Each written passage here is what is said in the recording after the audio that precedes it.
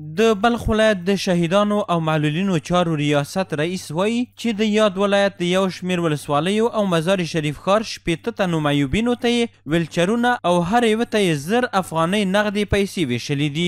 نوموړی همدارنګه زیاتوي چې دغه ویلچرونه د یوه خیریه بنسټ په همکارۍ د شهیدانو او معلولینو چارو ریاست په همغږۍ او د یوې دقیقې سروې وروسته په دغو معیوبینو ویشل کیږي.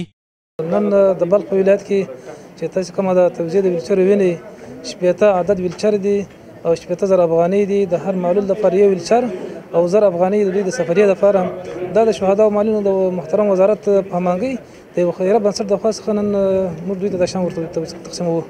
له بلې خوا هغه کسانو چې دغه ویلچرونه یې ترلاسه کړي له دغو مرستو خوښي څرګندوي او له مسؤلینو غواړي چې په راتلونکي کې هم خپلو مرستو ته دوام ورکړي.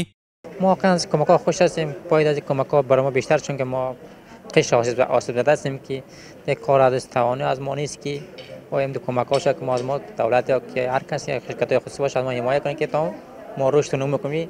اولین امید ما هم است که داریم ما دولت کمک کنه، کمک ها بیشتر شود. خوشحال هستیم که از به ما کمک میکنه دولت، به ما همکاری میکنه. ما مردمان نیازمند هستیم.